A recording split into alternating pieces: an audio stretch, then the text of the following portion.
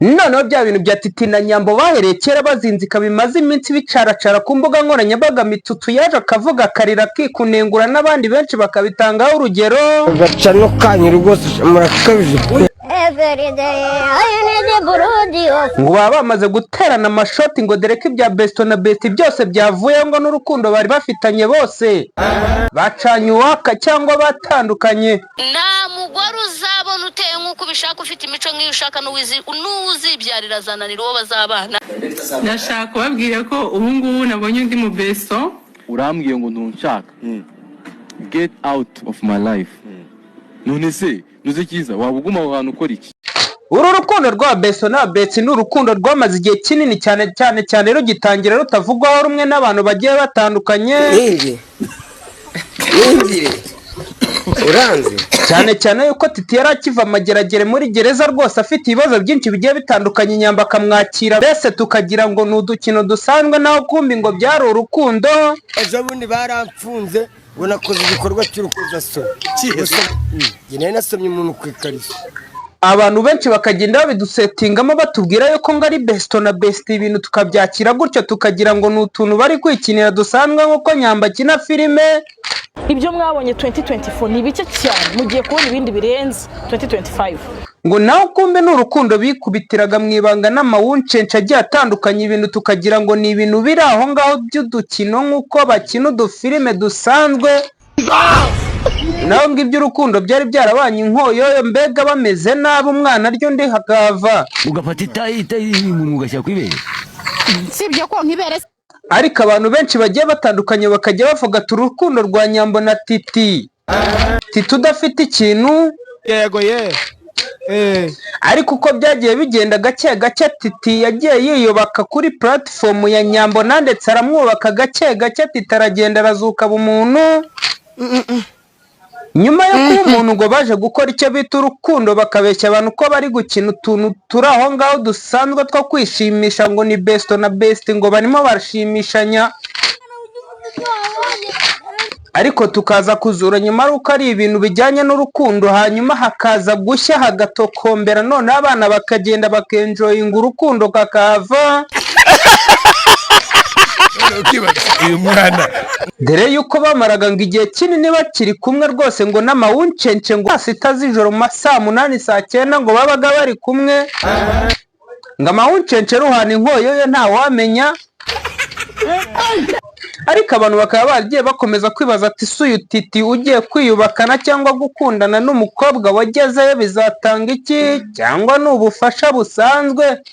Akibaza uriya mwana w'umukobwa ukunda Sasha igikorwa cyiza cyane. Inkuru zije gucicikana muri no minsi ari incamugongo kuko abantu benshi bagendaga babihwihwisa mu matama bitarajya hanze bayishahisha.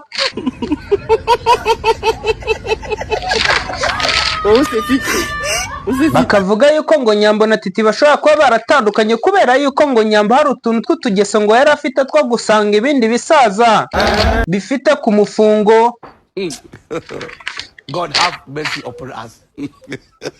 Ngo bikamutama nk'umukobwa wese ukina filime nk'uko ari mwiza bagomba guhura n'ibyo bisaza bimwe byaribonye kera bikabanza bikagira uko bimugenza nawe bikamuha kwifita akirira.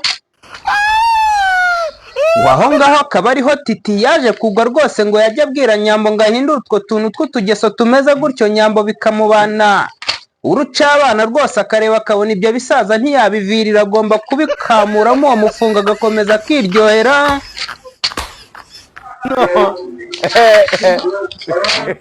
Ngo cyane yuko Titi umukunzi we ngo nta kintu yari afite, ngo nta n'akamodoka yari afite, kandi Nyambo yari ari muri plani zo kuba yamugurira akamodoka ko kugendamo.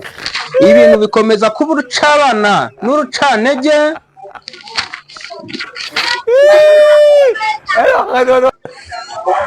Ubusazi ngize turi kuvugana umuntu bita Titi ngari mu marira ya danje ngo kubera ko urufito n'ibindi bintu bigiye bitandukanye sapoti hirya no hino no kukuru cyangwa gukurura viewership ni Nyambo wabimufashijemo byose, gusa ngo nabuze icyo musigiye platform zuzuye.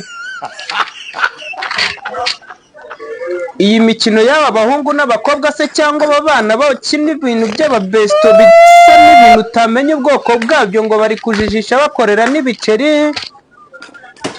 ushobora gusanga barikiniraga n'udukino gusa nta n'urukundo rurimo, ariko ibintu bikaba bikomeje kuba urucabana kuko abantu benshi bari barasetinze yuko ari urukundo, cyane cyane yuko muri ino minsi yashize yagaragaye asa n'uri kumukorera ikintu kimeze nka brede shawa cyangwa akantu k'akarori gatoya k'abantu bitegura kuba babana.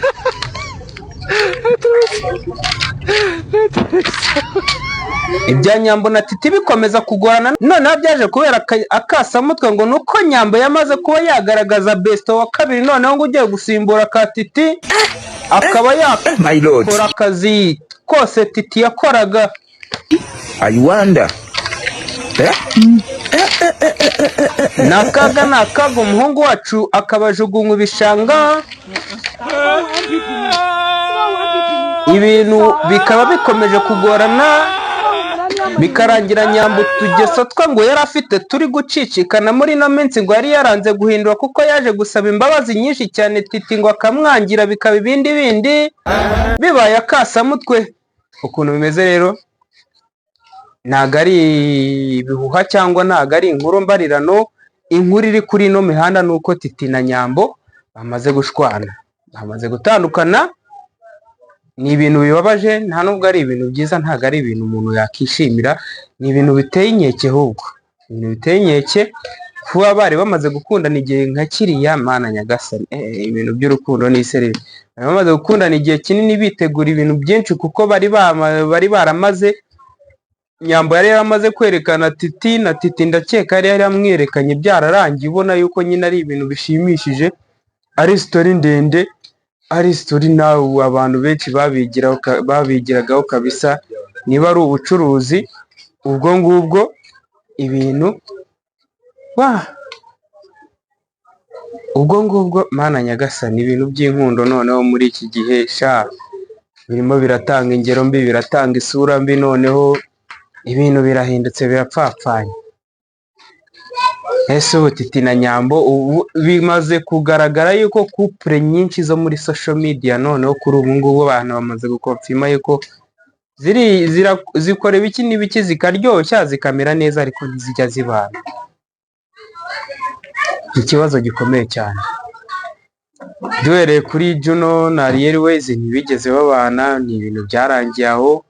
Nabo ku bwa mbere ba Knowless na Safi ni byaragiye aho, noneho bigeze kuri Titi na Nyambo ari ibintu byagaragaraga yuko ari ibintu bifite gahunda, binameze neza, ntibabanye. Couple zo muri social media ndabona ari izo gukorera ibiceri gusa, naho ibindi byose babireke, bakorere ibiceri, ibindi babyihorere, kuko ndabona niko kuntu bigiye kujya bigenda, ntago byoroshye. So kora subscribe,